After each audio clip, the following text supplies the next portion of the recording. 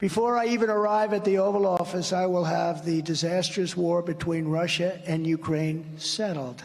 And it will take me no longer than 1 day. If I'm president, I will have that war settled in 1 day, 24 hours. Do you remember that? That was back when he was on the campaign trail. Donald Trump was vowing that if elected, he would broker the end of the Russia-Ukraine war on day 1 of his administration. And I checked my notes. We're on day 88. And Secretary of State Marco Rubio is saying that the United States is ready to move on from peace talks between Ukraine and Russia if there is no clear progress in the coming days, telling reporters, quote, "We're not going to continue with this endeavor for weeks and months on end." Trump echoed that sentiment when asked about it in the Oval Office today. If for some reason one of the two parties makes it very difficult, we're just going to say you're foolish, you're fools, you're horrible people, and we're going to just take a pass. But hopefully we won't have to do that. No, Marco is right in saying it. We want to see it end. Joining me now is Ivo Daalder, former U.S. ambassador to NATO.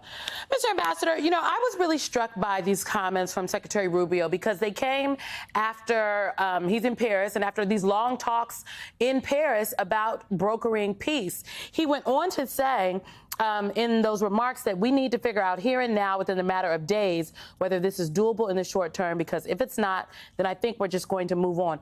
What does move on mean?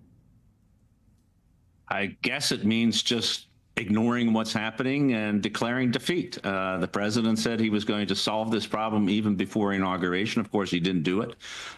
It is not surprising, by the way, that he wasn't able to do this because he has misunderstood the nature of this conflict from day one. He continues to believe that Ukraine is at fault, that somehow if he can just put the strong arm on Ukraine, this war will end. The problem is Ukraine's not at fault. Russia is. Russia attacked Ukraine, and that is what is causing this war to continue. Russia hasn't finished. It hasn't been able to achieve what it set out to achieve, and it wants to continue the war.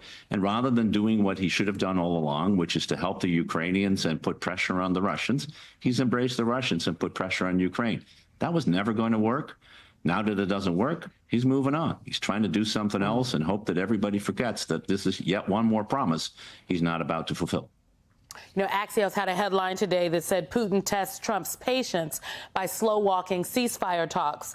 And then in the Oval Office, I believe today, Donald Trump had this exchange with a reporter trying to, you know, say, oh, no, nobody's playing me. Take a listen. Do you think Russia's playing you? No, nobody's playing me. I'm trying to help. That was not in the Oval Office. That was in the White House. Do you think the president is being played?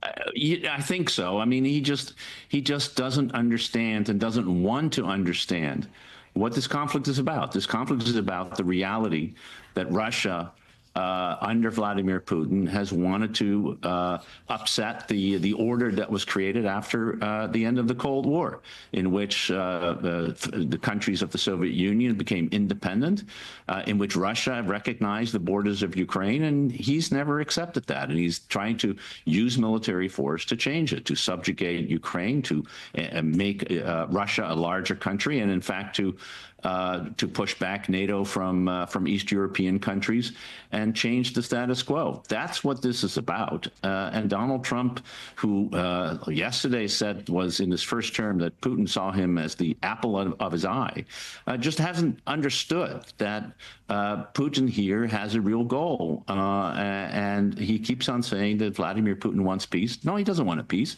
He wants the subjugation of Ukraine. So if he doesn't understand that, whether he's being played or not doesn't really matter. The reality is he's not bringing peace any closer. And I think he's just declaring defeat without, as in usual, saying so out loud. You know, when I hear Donald Trump talk about making Canada the 51st state, taking Greenland, taking control of the Panama Canal, I hear echoes of what Vladimir Putin was saying prior to and in the immediate aftermath of invading Crimea, prior to and in the immediate aftermath of the current war that is being waged in Ukraine. And to me, that says that sovereignty, rules-based international order, all of these things that we just kind of collectively agreed to, respecting the borders of another country, the fundamental values of what a democracy is, that our current U.S. president, he doesn't necessarily see it that way. And he has a different view. And maybe that's why, like the State Department, for example, is now changing its mind about what it calls human rights. NPR today has reported, quote, the Trump administration is substantially scaling back the State Department's annual reports on international human rights to remove longstanding critiques of abuses such as harsh prison conditions, government corruption, and restrictions on participation in the political process, NPR has learned. This really does feel like a realignment, Mr. Ambassador, and not one that could be easily fixed with just a new U.S. president potentially 4 years from now, if we even get there. Yeah, Simone, I think you're absolutely right. This is a fundamental assault on 80 plus years of American foreign policy, in which we, the United States, were the ones who created this rules-based order and maintained it over the past 80 years to our benefit. We didn't do it as a favor to others. We did it because we thought that having strong allies and open economic system with fair and free trade and support for human rights and democracy served our interests, that it would make us more secure or make us more prosperous, make us more free. This president and this administration have thrown that rule book out. It was Marco Rubio, the Secretary of State, in his nomination hearing, who said that the rules-based order had been, quote, weaponized against America, which is extraordinary since we're the ones who created this rules-based order. And we see it on walking away from definitions of human rights. We see it, as you rightly said, with this idea that countries who are big and strong can just take over neighbors as they please.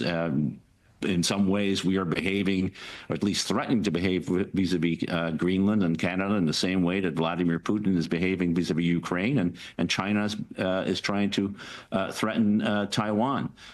That's the world he apparently wants to live in, a world in which the strong do as they must, and the weak will do as they must. The weak will just have to agree to what the strong countries can do. That's not a world that I think will promote peace or freedom or prosperity, but it is a world that Donald Trump seems to be very seeking out at this moment, using tariffs and other ways to get there. It's a sad day for those of us who have looked at the last 80 years as a great example of what is necessary for the United States to achieve its goals. And yet, it seems to me, where we're heading to.